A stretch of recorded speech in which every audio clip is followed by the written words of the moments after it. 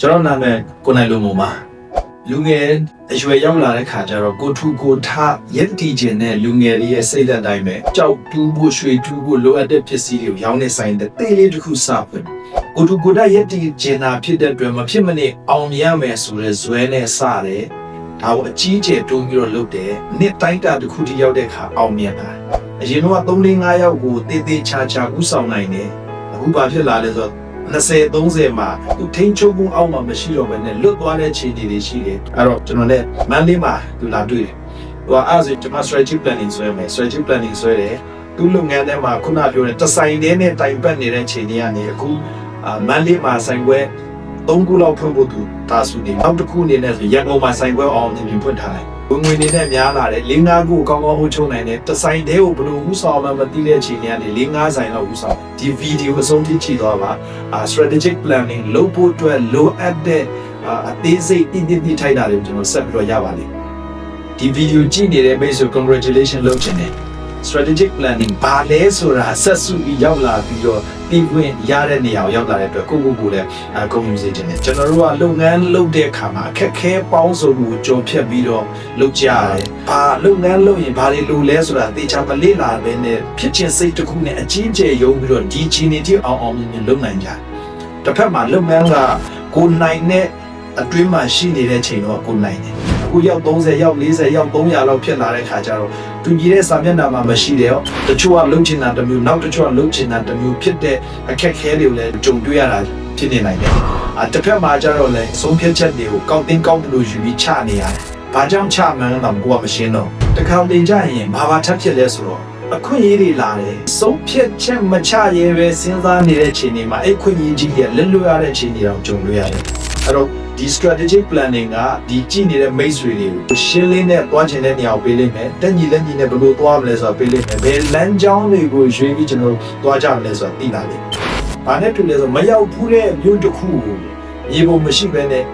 GPS မရှိဘဲနဲ့ Google Map မရှိဘဲနဲ့ရောက်သွားပြီးတော့ရေစမ်းခရမ်းမျိုးသွားနေကြတာထက်ဆိုင်မရောက်ဘူးတဲ့နေရာတစ်ခုကို GPS နဲ့မြေပုံနဲ့တေးသေးချာချာမတွားခင်ကတည်းကအစီအစဉ်ဆွဲပြီးတွားတာနဲ့တူလာမှာဖြစ်လားရလို့ရှင်းအောင်လုပ်တာ strategy ဆိုတဲ့စကားလုံးဖြစ်နေ strategy ဆိုတာဘာလဲနဲ့စကြ strategic plan နှစ်ခုလုံးမတွဲခင်မှာ strategy ဆိုတဲ့စကားလုံးက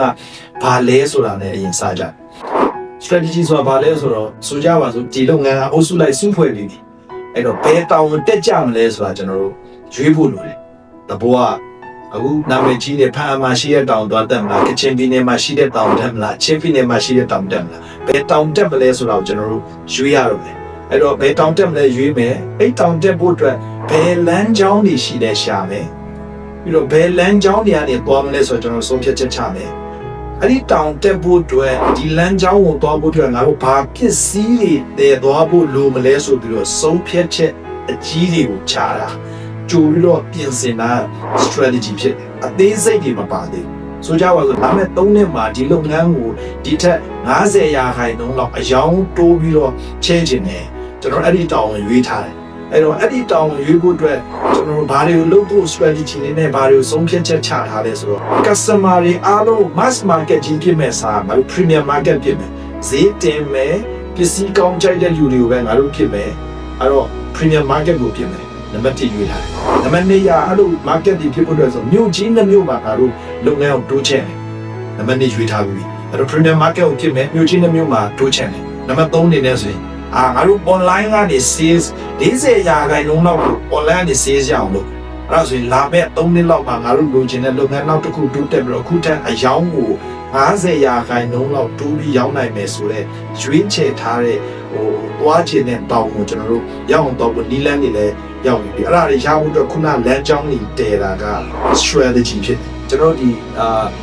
Harvest Business Review မှာ Michael Porter သူဗာရေးထားလဲဆိုတော့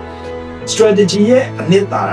the essence of strategy ကို strategy ရဲ့အနှစ်သာရဘာလဲဆိုတော့ဘာလုပ်မလဲဆိုတာကိုကျွန်တော်တို့ရှင်းအောင်သိတာအပြင်မှာဘာတွေမလုပ်ဘူးလဲဆိုတာကိုရှင်းအောင်သိတာလို့ခေါ်တယ်ခုနပြောသလိုကျွန်တော်တို့တောင်းရွေးပြီးဆိုရင်ကျန်တဲ့တောင်းတွေကျွန်တော်တက်စစ်အောင်လို့တော့လမ်းကိုရွေးပြီးဆိုရင်ကျန်တဲ့လမ်းတွေကိုမရွေးတော့ဘ ဘာပစ္စည်းတွေတည်မလဲဆိုတာကျွန်တော်တတ်မှတ်ပြီးပြီဆိုရင်ကျန်တဲ့ကောင်းတဲ့ဟာတွေအများကြီးရှိနိုင်တယ်ကျွန်တော်အဲ့ဒါတွေမသိတော့ strategy မှာဆိုရင်ရေးကြီးတာခုနပြောတဲ့ big picture ကျွန်တော်အဓိကရေးကြီးတဲ့ຢာတွေဖြစ်တယ်နေ့တိုင်းဘာတွေလုပ်လဲမဟုတ်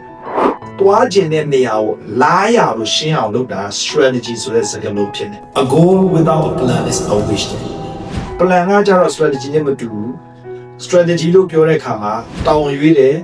ဘယ်လမ်းကနေသွားမလဲဆိုတာကိုရွေးထားတာ strategy plan မှာကကြတော့အဲ့ဒီ strategy ကိုရောက်ဖို့အတွက်ဘာတွေလုပ်မလဲဆိုတဲ့အသေးစိတ်ပါတယ်အချိန်ပါတဲ့ဟာကိုကျွန်တော်တို့ plan လို့ခေါ်တယ် A goal without a plan is a wish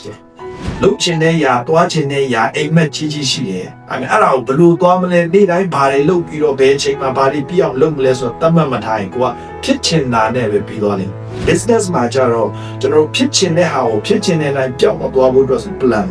နေ့တိုင်းကျွန်တော်ဘာလုပ်ခုန strategy တစ်ခုယူအောင်ပုံမှာကျွန်တော်ဘာလဲဆိုတော့ online ကနေ sales 40%လောက်ဝင်အောင်လာမယ့်3နှစ်မှာလုပ်ဖို့အတွက်ဆိုရင်ကျွန်တော် plan အနေနဲ့ဘာလုပ်ဖို့လုပ်လဲ plan အနေနဲ့ဆိုရင်website ရေးမယ် e-commerce ရေးရမယ် online နေဝယ်လို့ရတဲ့ e-commerce တစ်ခုရေးရမယ်အဲ့တော့ e-commerce ကို time မှာချမဟုတ်ပြီး e-commerce ကိုလာမယ့်ရက်60တွင်းမှာ e-commerce platform တစ်ခုပြီးအောင်လုပ်မယ် team ကိုဒီ social media နဲ့ပတ်သက်ပြီးသူတို့ကျွမ်းကျင်အောင်လို့နလတီ training လုပ်မယ်ကျွန်တော်ရောင်းချင်တဲ့ပစ္စည်းနဲ့ပတ်သက်ပြီးတော့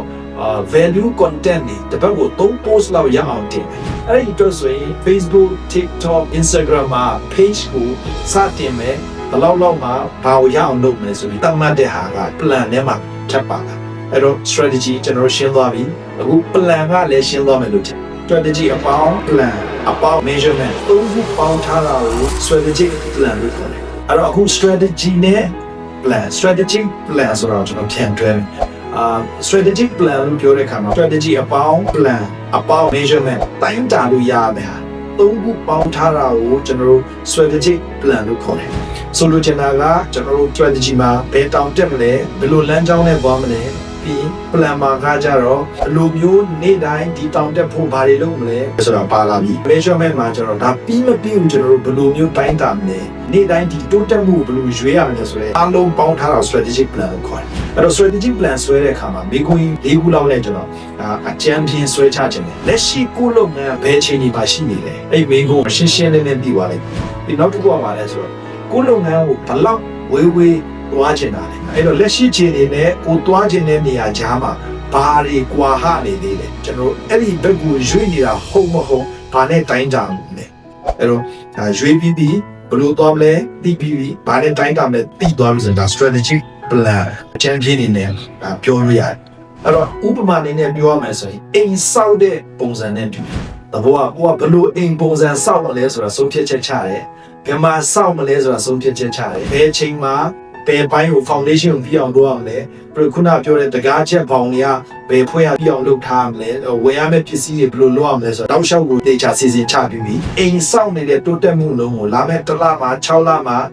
9လမှာတစ်နှစ်မှာဘယ်လောက်ထိပြီးအောင်လုပ်မလဲဆိုတော့ light တိုင်းလို့ရမယ့်ပေတံထားတာ measurement ပေါ့အဲ့တော့ဒီ3ခုလုံးကိုပေါင်းတာကကျွန်တော်တို့ strategic planning ဖြစ်လာတယ်အဲ့တော့ကိုယ်လုပ်ငန်းကိုလက်ရှိချိန်လေးသွားချင်တဲ့နေရာဘာတွေကိုကျွန်တော်ဒီကြားထဲမှာခြားနာမှုရှိပြီးတော့ဘယ်လိုသွားမလဲသွားတဲ့လမ်းကြောင်းမှာအဲ့ဒီဘက်ကိုရောက်မရောက်ပါနဲ့တိုင်းတာမလဲဆိုတာတစ်ခုလုံးကိုရှင်းရှင်းလင်းလင်းသိလာတယ်နောက်ထောင်တဲ့ base တွေဒီ strategic plan ဘာလို့ရေးချလဲဆိုတော့ဘယ်ကိုသွားမလဲဆိုတာရှင်းရှင်းလင်းလင်းသိသွားတဲ့အတွက်ကြောင့်ကို team တစ်ခုလုံးမှာရှိတဲ့လူတွေအားလုံးခေါင်းထဲမှာသူတို့ဘယ်ကို team ကြီးလုပ်အောင်လဲဆိုတော့သူတို့သိပါတယ်နောက်တစ်ခုက decision အဆုံးဖြတ်ချက်ချတဲ့အခါမှာလေကျွန်တော်တို့ဆုံးဖြတ်ချက်ချလိုက်တိုင်းကျွန်တော်တို့သွားခြင်းတဲ့နေရာကိုရွေးစေတဲ့ဆုံးဖြတ်ချက်ဖြစ်သွားတယ်။ဒါနဲ့ဝေးစေရဆိုရင်အဲ့ဆုံးဖြတ်ချက်ကမှားတယ်။ဒါရှင်းသွား။ဘယ်သွားခြင်းလဲပြီးပြီဆုံးဖြတ်ချက်တွေလည်းပြီးပြီနောက်တစ်ခုကကျွန်တော် alignment လို့ခေါ်တယ်။ team တစ်ခုလုံးကခုနပြောသလို okay ငါတို့ဘယ်သွားနေလဲအခု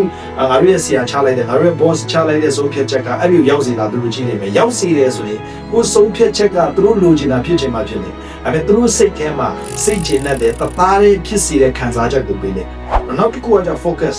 လုံးဝအားလုံး focus မိနေလိမ့်မယ်ငါတို့ဘာလို့အာရုံစိုက်ထားရမလဲဆိုတော့ပြီးရင်ကျွန်တော်နောက်တစ်ခုရေးကြည့်တာခုနပြောသလိုပဲသွားနေလားမသွားနေလားကိုတိုင်းတာလို့ရတယ်အဲ့တော့ကိုကဝင်ငွေကြီးပဲတိုးနေတာမျိုးပေါ့လုပ်ငန်းတစ်ခုလုံးရဲ့အရွေးအတွက်လိုအပ်တဲ့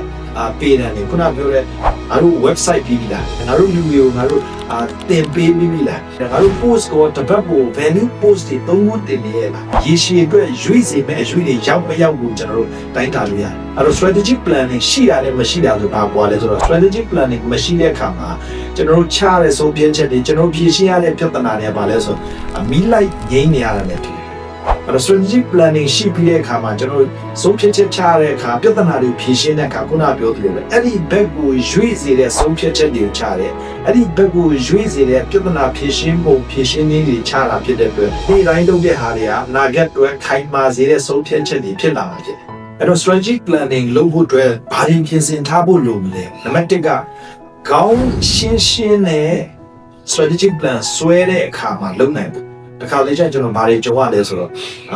strategic planning လာဆိုရယ်ဖုန်းကတကောင်ဝင်မိနေတဲ့ခါကျတော့ဖုန်းကင်တဲ့လက်ရှိပြဿနာဖြေရှင်းတဲ့အနာဂတ်အတွက်စဉ်းစားလိုက်နေရောနေတာတွေသတိထားမိတယ်အဲ့တော့ strategic planning ဆွဲမဲ့လူတွေကခေါင်းရှင်းနဲ့3ရက်ဆိုရင်3ရက်2ရက်ဆိုရင်2ရက်အဲ့ဒီ3ရက်လုံးကို2ရက်လုံးကိုလုံးဝဖုန်းထားခဲ့ခေါင်းရှင်းနဲ့ဒီကိစ္စအတွက်ကိုစဉ်းစားနိုင်ဖို့လိုတယ်။ဘာဖြစ်လို့လဲဆိုတော့ကျွန်တော်အနာဂတ်အတွက်စဉ်းစားတယ်လို့ပြောတဲ့အခါမှာမဖြစ်လာသေးတဲ့အရာတွေအတွက်စဉ်းစားတာဖြစ်တဲ့အတွက်ခေါင်းမရှင်းရင်ကျွန်တော်တွေးခေါ်မှုတွေကရှုပ်နေမယ်။တွေးခေါ်မှုရှုပ်ရင် strategic planning ကအားနည်းလိမ့်မယ်။ကျွန်တော်တို့ facilitator ကဘယ်လောက်တော်လဲကျွန်တော်တို့ strategic planning သင်ပေးတဲ့ဆရာဘယ်လောက်တော်လဲမို့ကိုယ်လုပ်ငန်းကြောင်းကိုသိဆုံးဖြစ်တဲ့အတွက်လုပ်ငန်းကြောင်းကိုအကောင်းဆုံးစဉ်းစားနိုင်ဖို့အကောင်းဆုံးအနာဂတ်အတွက်ဆုံးဖြတ်ချက်ချနိုင်ဖို့အတွက်ဆိုခေါင်းရှင်းနဲ့လုပ်ဖို့အဲ့တော့ဖုန်းတွေဘာတွေကုန်တော့ထားတချို့ဆိုဘာလုပ်လဲဆို strategic planning retreat ဆိုပြီးတော့ငွေဆောင်ချောင်းသာပကူအောင်ဖြိုးနေတနေရာမှာတစ်ဖွဲ့လုံးကို2ရက်3ရက်လုံးလုံးဝပြီးတန်းကိုခီးသွားလိုက်ပြီးတော့ခေါင်းအေးနဲ့အိတ်ချောင်းစဉ်းစားတယ်နံပါတ်1ခေါင်းကြည့်ဖို့လိုအဲ့တော့ strategic planning ဆွဲပြီးသွားရင်ဘာတွေရမလဲပေါ့ခေါင်းစဉ်နဲ့အတိအကျပြောရမယ်ဆိုရင်အရေးကြီးတဲ့ခံယူချက်တာဝန်ကြီးတိလာလိမ့်မယ် mission statement နောက်တစ်ခုက vision statement အနာဂတ်မျှော်မှန်းချက်အမြင့်ဆုံးကိုယ်လုပ်ငန်းကိုဘယ်လောက်သွားချင်လဲသွားနိုင်တော့လဲဆိုတော့အဲ့ဒါရှင်းလေး vision statement အနာဂတ်မျှော်မှန်းချက်တွေယူပါရုပ်လို့လည်းခေါ်တယ်အဲ့ဒါကိုတိလာလိမ့်မယ် pro values ပြီးလုပ်ငန်းအတွက် value ရည်ကြီးဆုံးရာတွေတင်တယ်ပြီး goal ပန်းနိုင်အဲ့တော့ဒီအမြင့်ဆုံးခံချက်တာဝန်ရောက်ဖို့အတွက်လာမယ့်တစ်နှစ်လောက်အတွင်းမှာကျွန်တော်တို့မဖြစ်မနေလုပ်ရမယ့်ပန်းနိုင်အဲ့မဲ့3နှစ်လောက်အတွင်းမှာမဖြစ်မနေလုပ်ရမယ့်ပန်းနိုင်ကျွန်တော်ပန်းနိုင်နေတယ်အဲ့ဒါလုပ်ပြီးပြီဆိုရင်ခုနကျွန်တော်တို့ product analysis လုပ်မယ်ကိုယ့်ရဲ့ထုတ်ကုန်တွေအကြောင်းကိုကျွန်တော်တို့ analysis လုပ်မယ်ထုတ်ကုန်တွေထဲမှာဘာတွေကိုအာရုံစိုက်တယ်ဆိုရင်လူချင်းတဲ့ brand နဲ့လူချင်းတဲ့ vision ရောက်မယ်ပြီး customer တွေအကြောင်းလေ့လာမယ် customer တွေနဲ့ပတ်သက်ရင်ဘာတွေအာရုံစိုက်ပြီးဘာတွေကိုကျွန်တော်တို့ကိုင်တွယ်တယ်ဆိုရင်လူချင်းတဲ့ brand နဲ့ရောက်မယ်ဒီပြိုင်ဘက်တွေနဲ့အကြောင်းကျွန်တော်လေ့လာမယ်ပြိုင်ဘက်တွေတဲမှာပြိုင်ဘက်တွေကိုဘယ်လိုရှင်းပြရင်ဘယ်လိုတန်မိုးတွေကို customer တွေကိုပြီးရင်ပြိုင်ဘက်တွေထက်ငါတို့ကပိုပြီးလာတစ်ပြားပါနိုင်လဲဆိုတဲ့အားကြောင့်ကျွန်တော်တို့လေ့လာမယ်ပြီးရင်အားလုံး strategic planning မှာမရှိမဖြစ်ပေါ်လေလုပ်ငန်းတစ်ခုလုံးထဲမှာရှိတဲ့အားသာချက်အားနည်းချက်တွေချိန်ချောက်မှုတွေခွင့်ရည်တွေအားလုံးကြည့်ပြီးတော့လာမယ့်တစ်နှစ်လောက်တွင်းမှာဘာတွေကိုအာရုံစိုက်ပြီးပြင်ဆင်ထားရင်ငါတို့အခက်အခဲတွေကိုကြုံတွေ့နိုင်အဲ့တော့မကြာခင် strategic planning မှာဒီဟာနားထောင်နေတဲ့မိတ်ဆွေတွေနဲ့တွေ့ဖို့မျိုးလင့်တယ်အားလုံးအစင်းလေးလုပ်ထားပါကျွန်တော်တို့အကြံဉာဏ်တွေ့ပါမယ်ကျေးဇူးများတင်ပါတယ်နားလုံး business coach ပါ